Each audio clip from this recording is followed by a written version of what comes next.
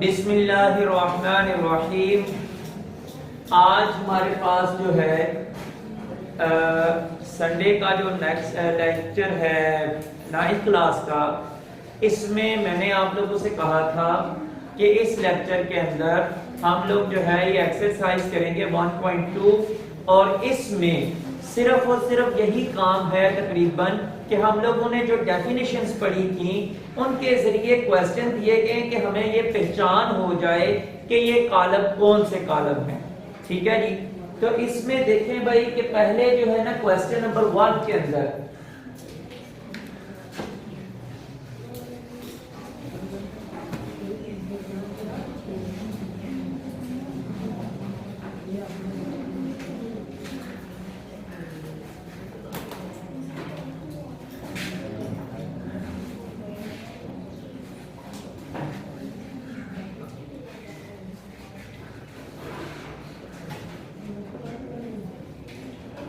Question number 1 में उसने हमसे 4 चीजें पूछी हैं भाई। कहता है उसने हमें 6 कॉलम दिए हुए हैं और ये हमसे पूछा है 4 चीजें पूछी हैं उसने। पहला पूछा हुआ है कि वहदानी कॉलम कौन से होते हैं या इनमें से पहचान करें। कितारी कॉलम जो है वो उनमें से पहचान करें। कालमी कालमों और उसके बाद जो चौथी चीज पूछी हुई है कि जनाब सिफरी कालम की शनाख्त करें। अब मैं आपके सामने ये 6 कालम उन्होंने दिए हुए हैं, ये लिख देता हूं। उसके बाद आप लोगों ने इसमें से मुझे बताना है कि ये कौन कौन से कालम हैं। पहले नंबर पे एक कालम दिया गया है 0 0 0। फिर बी कॉलम दिया गया है 2 3 4। फिर उसके बाद सी है 4 0 6 और उसके बाद आ गया डी 1 0 0 1। E बराबर है 0 और F बराबर है 5 6 7। अब जी सबसे पहले उसने पूछा हुआ है वहदानी कॉलम किसको कहते हैं। क्या इन कॉलमों के अंदर वहदानी कॉलम मौजूद है?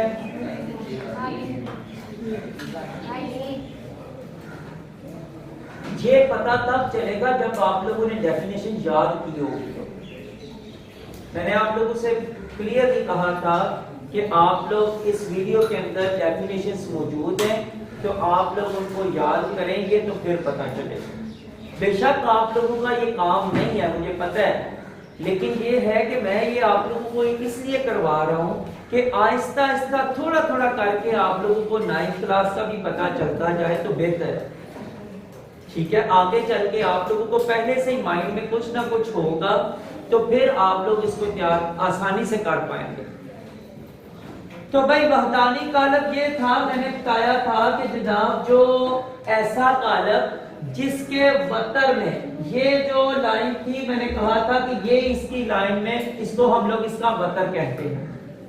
इसके वतर में जो है ये 1 का हिस्सा मौजूद हो, 1 का नंबर जो है ये मौजूद हो, उसको हम लोग जो है ये वहदानी कॉलम कहते हैं। तो इसमें वहदानी कॉलम जो है ये डी है। ये जो है ये वहदानी कॉलम डी, इसमें जो है ये वहदानी कॉलम है कि इसके वतर में 1 का हिस्सा मौजूद है। दूसरा उसने इसमें भाई वहदानी कॉलम 1 ही है, बस वो वाला, ये वाला। दूसरा इसने पूछा हुआ है कितारी कॉलम। तो कितारी कॉलम की डेफिनेशन ये थी, ऐसा कॉलम जिसके अंदर सिर्फ कितार जो है ये 1 ही कितार हो। ठीक है, ऐसा कॉलम जिसके अंदर 1 ही कितार हो उसको जो है हम लोग कितारी कॉलम कहते हैं। और ये हमारे पास कौन से है जी, कौन सा मौजूद है हमारे पास? बी कॉलम जो है ये हमारे पास सिर्फ इसके अंदर एक ही कितार मौजूद है, इसलिए हम लोग इसको जो है ये कितारी कॉलम कहेंगे। क्या और कोई है कितारी कॉलम जिसमें सिर्फ एक ही कितार मौजूद हो? नो, उसमें भाई वो जो है ना वो एक ही कॉलम और एक ही कितार वो और चीज बन जाएगी। ठीक है, इसके बाद हमसे पूछा गया है कॉलमी कॉलम, ऐसा कॉलम जिसके अंदर सिर्फ और सिर्फ एक कॉलम हो, सी और एफ। ये दो वो कॉलम हैं जिनके अंदर एक ही कॉलम मौजूद है, लाइनें उनके अंदर तीन तीन है, 1 2 3 1 2 3। ठीक है, अब आखिरी बात पूछी गई है कि सिफरी कॉलम ए और बी गई, सिफरी कॉलम ए और ई है, इसमें भी सिफर मौजूद है और इसमें भी सिर्फ सारे के सारे सिफर मौजूद हैं, इसलिए इनको सिफरी कॉलम कहा जाता है। आगे और डेफिनेशन पूछी गई है, तो ये मैं आप लोगों से यहाँ पे लिखता हूँ ताकि आप लोगों को पता चल जाए कि हम लोगों ने किसके बारे में क्या जवाब देना है।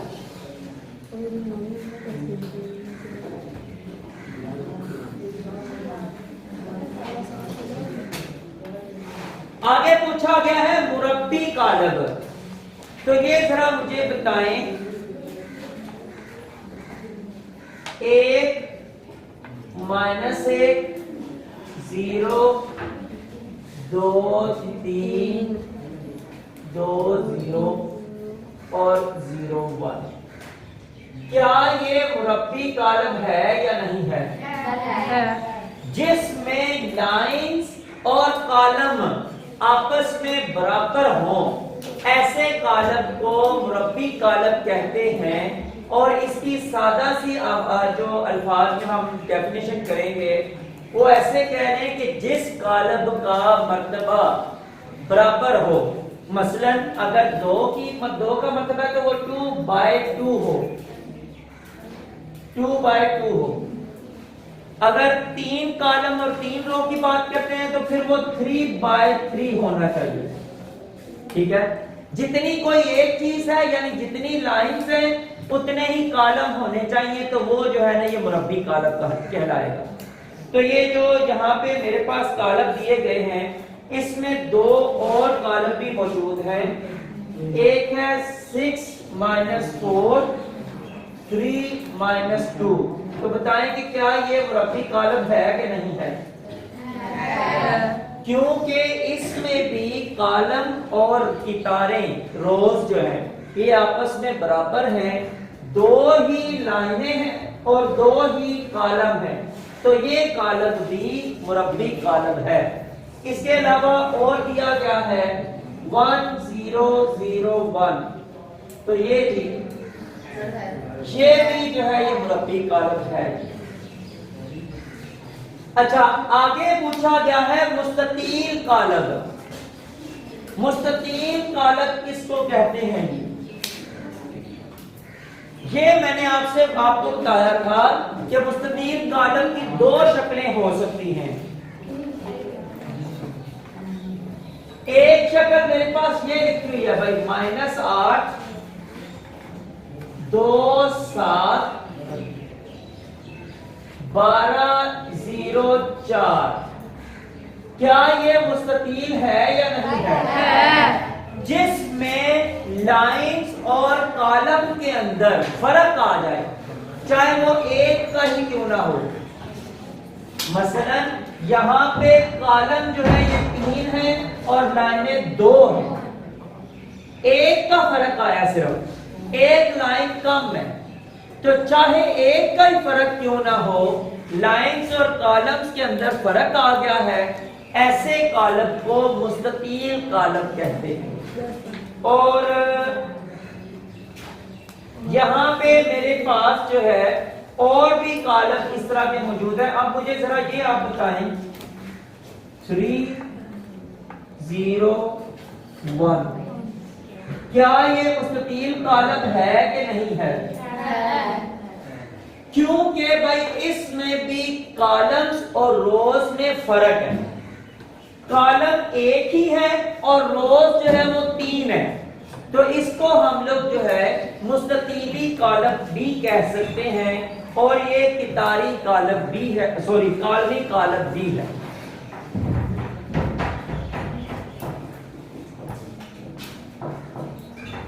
इसके बाद आगे जो है ये और डेफिनेशन आ जाती है वक्री, स्केलर और वहदानी कॉलम की,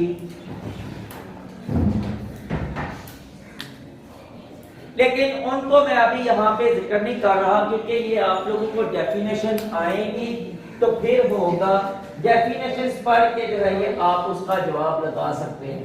अभी मैं करने लगा हूं क्वेश्चन नंबर 4, जिसके अंदर ये कहा गया है कि इन कॉलमों का मनफी कॉलम जो है ये मालूम करें। तो मनफी कॉलम कैसे लिया जाता था मैंने ये आपको बताया था। कॉलम है जी बी,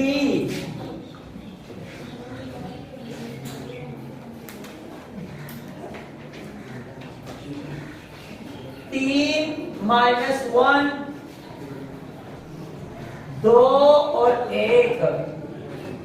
अब मुझे बताएं कि ये है b, इसका अगर मैंने निकालना है -b, तो ये जवाब क्या आएगा? -3 और ये क्या 1 और ये -1 जी। ये मेरे पास जो है ये इसका आ गया है मनफी कॉलम। यही तरीका कार है बस मनफी कॉलम बनाने का। क्वेश्चन नंबर 5 आगे पूछा गया है। क्वेश्चन नंबर 5 में ये कहा गया है कि दिए गए कॉलम्स का ट्रांसपोज मालूम करें। तो ट्रांसपोज जो है ये था, एक कॉलम लिख रहा हूं जी, ई बराबर है 2 3 -4 5।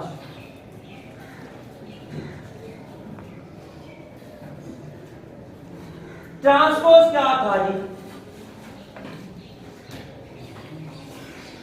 ट्रांसपोज ये था कि जो हमारी कितारें हैं उनको कॉलम में कर दें तो वो उसका ट्रांसपोज हो जाता है। मसलन ये इसका ई और यहाँ पे टी लिख के ये ई का ट्रांसपोज क्या होगा कि ये लिखा हुआ है 2 और 3 इस तरफ, मैं क्या करूं इसको लिख दूं 2 और 3।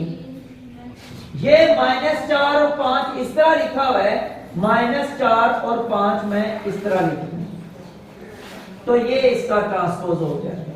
बस ये इसमें इसका ट्रांसपोज का काम है। एक और क्वेश्चन इसमें से ट्रांसपोज में से कर लेते हैं ताकि ये तो था रबी कॉलम, आपको जरा ज्यादा और अच्छे तरीके से समझ आ जाएगी जब हम लोग कोई मुस्ततीली कॉलम देंगे तो फिर, और वो यहाँ पे मौजूद है। C बराबर है 1 2 3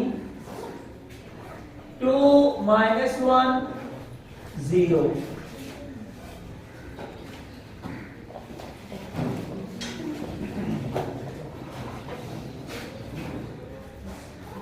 C का ट्रांसपोज बराबर है, ये जो लाइनें हैं उनको हम लोगों ने कॉलम के अंदर बदल देना है।